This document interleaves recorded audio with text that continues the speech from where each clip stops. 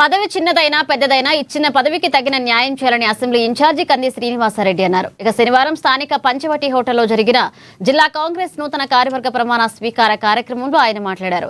ఇక రాష్ట్రంలో మరొక మారు అధికారంలోకి వచ్చేలాగా దేశంలో కాంగ్రెస్ పార్టీని అధికారంలోకి తీసుకొచ్చి రాహుల్ గాంధీని ప్రధానిగా చేసే వరకు విశ్రమించవద్దంటూ ఆయన పిలుపునిచ్చారు.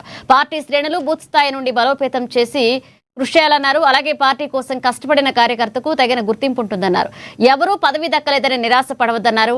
క్షేత్రస్థాయిలో పార్టీ పటిష్టత కోసం కృషి చేయాలన్నారు. జిల్లా కార్యవర్గం పూర్తయిందని, అలాగే మండల గ్రామ బూత్ స్థాయిలో కూడా పార్టీ కోసం కష్టపడిన వారికి పదవులు దక్కుతాయన్నారు. అలాగే నామినేటెడ్ పదవులు కూడా వస్తాయన్నారు.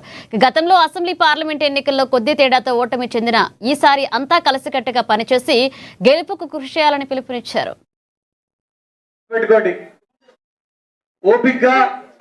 మన పని మనం చేసుకుంటా ఉంటే పార్టీయే మనల్ని గుర్తిస్తుంది అన్నదానికి ఒక గొప్ప నిదర్శనం. ఈరోజు 60 మందికి పైగా మన కార్యవర్గాన్ని నియమించుకున్నాం. పదవులు అనేక మంది ఆశపడవచ్చు, కానీ అందులో మనం కొందరికే ఇవ్వగలిగినాం. అంత మాత్రాన మిగతా వాళ్ళని విస్మరించినట్టు కాదు. అందరినీ కలుపుకపోయేటువంటి పార్టీ, బడుగు బలహీన వర్గాన్ని, ఎస్సీ ఎస్టీ బీసీ మైనార్టీలను, అగ్రవర్ణాల పేదలను కాంగ్రెస్ పార్టీ. అటువంటి పార్టీ మనం వేచి చూస్తే అనేక అవకాశాలు వస్తాయి. ఎవరు కూడా నిరాశ పడవద్దు.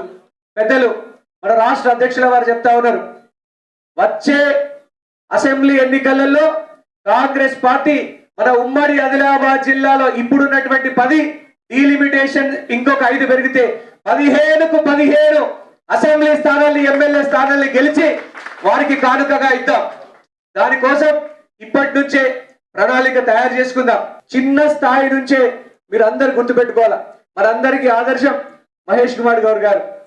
NSUI నుంచి ఎదిగి రాష్ట్ర అధ్యక్షుడిగా పనిచేసి అంచెలంచెలుగా రాష్ట్ర జనరల్ సెక్రటరీగా, వర్కింగ్ ప్రెసిడెంట్గా, రాష్ట్ర PCC అధ్యక్షులుగా, ఎమ్మెల్సీగా వారి జీవితమే మనకు ఉదాహరణ. వారి నుంచి మన స్ఫూర్తి పొంది బ్రహ్మాండంగా కాంగ్రెస్ పార్టీని వాడన గల్లీ గల్లీలో వార్డులలో అభివృద్ధి చేయాలని